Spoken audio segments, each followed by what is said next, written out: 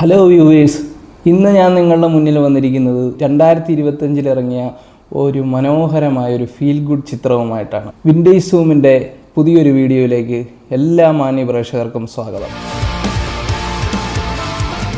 മനുഷ്യബന്ധങ്ങളിലെ ശൂന്യതയും ഏകാന്തതയുമൊക്കെ വളരെ ഹൃദയസ്പർശിയായ രീതിയിൽ ആവിഷ്കരിച്ച 2025 പുറത്തിറങ്ങി ഹിക്കാരി സംവിധാനം ചെയ്ത ജാപ്പനീസ്, ഇംഗ്ലീഷ് തുടങ്ങി 2 ഭാഷകളിലായിട്ട് പുറത്തിറങ്ങിയ വളരെ മനോഹരമായിട്ടൊരു സിനിമയാണ് റെൻ്റൽ ഫാമിലി.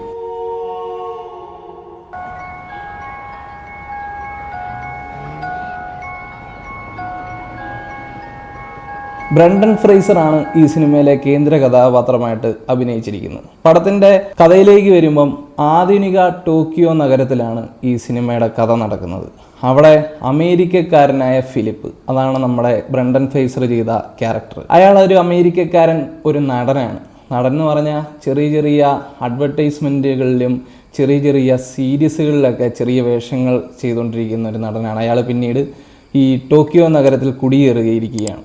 അയാളുടെ ലക്ഷ്യം എന്ന് പറഞ്ഞാൽ ഒരു നല്ല നടനാവുക എന്നുള്ളതാണ്. നല്ല മികച്ച സീരീസുകളിലൊക്കെ മികച്ച വേഷം ചെയ്യുന്ന എല്ലാവരും അറിയപ്പെടുന്ന പ്രശസ്തനായ ഒരു നടനാവണമെന്നാണ് അയാളുടെ ലക്ഷ്യം. ആ ലക്ഷ്യവുമായിട്ടാണ് അയാൾ ടോക്കിയോ നഗരത്തിൽ കുടിയേറുന്നത്. അങ്ങനെ ചെറിയ ചെറിയ വേഷങ്ങളൊക്കെ ചെയ്ത് അയാളുടെ ജീവിതം മുന്നോട്ട് പോയിക്കൊണ്ടിരിക്കുകയാണ്. അങ്ങനെ വളരെ യാദൃശ്ചികമായിട്ട് പ്രിയപ്പെട്ടവരുടെ ജീവിതത്തിൽ അവരുടെ പകരക്കാരായി വേഷം ഇടുന്ന അഭിനേതാക്കളെ സപ്ലൈ ചെയ്യുന്ന റെൻ്റൽ ഫാമിലി എന്ന ഒരു വിചിത്രമായ കമ്പനിയിൽ അയാൾക്ക് ജോലി കിട്ടുകയാണ്. ജോലി ഇത്രയേ ഉള്ളൂ: പ്രിയപ്പെട്ടവരുടെ ജീവിതത്തിൽ അവർക്ക് നഷ്ടപ്പെട്ടു പോയ അവരുടെ അച്ഛനായിട്ടും മകനായിട്ടുമൊക്കെ അഭിനയിക്കുക.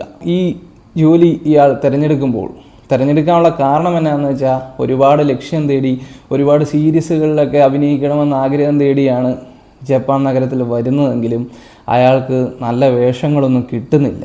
പൈസയ്ക്ക് ടൈറ്റ് ആവുന്നു. അങ്ങനെ ജീവിതം മുന്നോട്ട് പോകാൻ വേണ്ടിയാണ്, അഭിനയമാണ് എന്നുള്ള ഒരു ഒറ്റ കാര്യം കൊണ്ടാണ് അയാൾ ആ കമ്പനിയിൽ ജോലി തേടുന്നത്. ഒരു താല്പര്യവും ഇല്ലാണ്ട് തുടങ്ങുന്ന ആ ജോലി പിന്നീട് അയാളുടെ ജീവിതത്തിൽ വളരെ സുപ്രധാനമായ ഘട്ടങ്ങളിലേക്ക് കടന്നു ചെല്ലുകയും അയാളുടെ ജീവിതത്തെ മാറ്റിമറിക്കുകയും ചെയ്യുന്നതാണ് ഈ സിനിമയുടെ മൊത്തത്തിലൊരു തീം.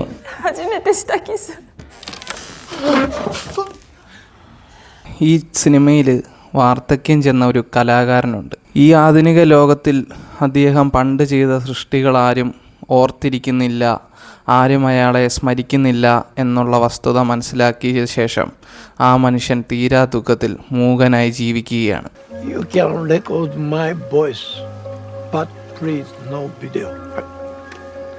അങ്ങനെ അയാളുടെ മകള് ഈ റെൻ്റൽ ഫാമിലിയിൽ വന്ന് ബന്ധപ്പെടുകയും ബ്രണ്ടൻ ഫ്രേസർ, അതായത് നമ്മുടെ ഫിലിപ്പ് എന്ന ക്യാരക്ടർ, അയാൾ ഒരു ഇൻ്റർവ്യൂവറായിട്ട് ഈ മനുഷ്യൻ്റെ ജീവിതത്തിലേക്ക് പോവുകയാണ്. ഒരു ഇൻ്റർവ്യൂവറായി വന്ന് ഫിലിപ്പ് ആ കലാകാരൻ്റെ ജീവിതത്തിലേക്ക് പ്രവേശിച്ച് അയാൾക്ക് ഒരുപാട് സപ്പോർട്ട് തരുന്ന രീതിയിൽ ഇൻ്റർവ്യൂ ചെയ്യുകയാണ്.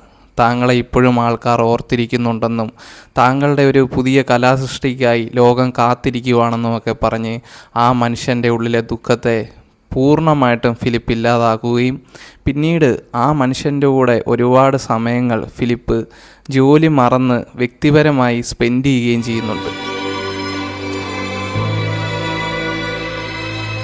ഈ സിനിമയിൽ പ്രധാനപ്പെട്ട ഒരു സംഭവം, ഒരു ഡൈവോഴ്സിലെത്തപ്പെട്ട ഒരു ലേഡി, ആ ലേഡിയുടെ മകൾക്ക് തൻ്റെ അച്ഛനെ വളരെയധികം മിസ് ചെയ്യുന്നുണ്ട്. പക്ഷേ അച്ഛൻ ഈ അമ്മയുമായിട്ട് പിണങ്ങിപ്പോയതൊന്നും ഈ മകൾ അറിഞ്ഞിരുന്നില്ല.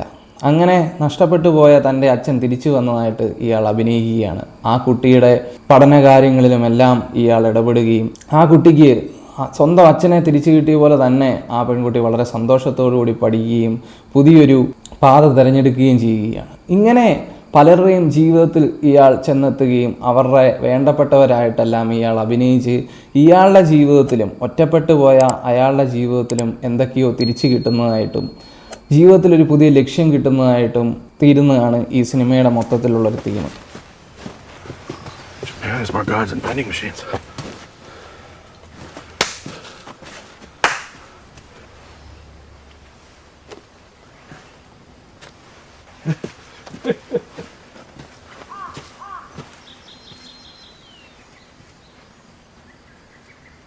പ്രിയപ്പെട്ടവർ ജീവിച്ചിരുന്നപ്പോൾ കിട്ടിയിരുന്ന സ്നേഹം, പരിഗണന അങ്ങനെയുള്ളതൊക്കെ. ലോകത്തിൽ ഒരു അഭിനേതാവിനും തിരിച്ചു തരാൻ സാധിക്കുകയില്ല എന്നുള്ള പച്ചയായ സത്യം ഈ സിനിമയ്ക്കകത്ത് വ്യക്തമായി കാണിച്ചു തരുന്നുണ്ട്. ഈ സിനിമയിൽ എടുത്തു പറയേണ്ട ഏറ്റവും പ്രധാനപ്പെട്ട ഒരു കാര്യം എന്ന് പറഞ്ഞാൽ ഇതിൻ്റെ കഥ തന്നെയാണ്. വളരെ പുതുമയുള്ളൊരു കഥയാണ്. അത് വളരെ ഫ്രഷ് ആയിട്ടാണ് ഹിക്കാരി ഇതിൽ മേക്ക് ചെയ്തിരിക്കുന്നത്. വളരെ നൈസായിട്ടുള്ള ബാക്ക്ഗ്രൗണ്ട് സ്കോറുകളാണ്, ഓവറായിട്ടൊന്നും വന്നിട്ടില്ല. ഫീല് വരുന്നിടത്ത് നല്ല നൈസായിട്ടുള്ള പിയാനോ നോട്ട്സുകളുണ്ട്. ആ മ്യൂസിക്കിനോട് കിടചേർന്ന രീതിയിലാണ് ഇതിൻ്റെ എഡിറ്റിങ്ങും പോയിരിക്കുന്നത്. ഇതിലെ വിഷ്വൽസ് എടുത്തു പറയേണ്ടതാണ്. ആധുനിക ടോക്കിയോ നഗരത്തിലെ ഓരോ ഫ്രെയിമുകളും വളരെ മികച്ച രീതിയിൽ എടുത്തു വെച്ചിട്ടുണ്ട്. അതുകൊണ്ട് തന്നെ വളരെ കുളിരാർന്ന രീതിയിൽ ഈ സിനിമ കണ്ടു തീർക്കാൻ പറ്റും. മൊത്തത്തിൽ ടെക്നിക്കലിയും മേക്കിംഗ് കൊണ്ടും എല്ലാം വളരെ മികച്ചു നിൽക്കുന്ന ഒരു സിനിമയാണ്.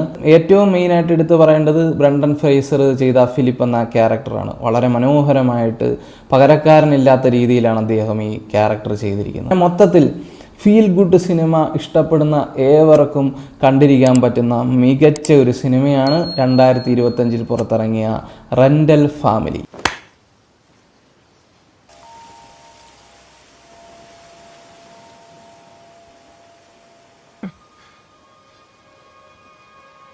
ഈ വീഡിയോ നിങ്ങൾക്ക് ഇഷ്ടമായെങ്കിൽ ലൈക്ക് ചെയ്യുക, സബ്സ്ക്രൈബ് ചെയ്യുക.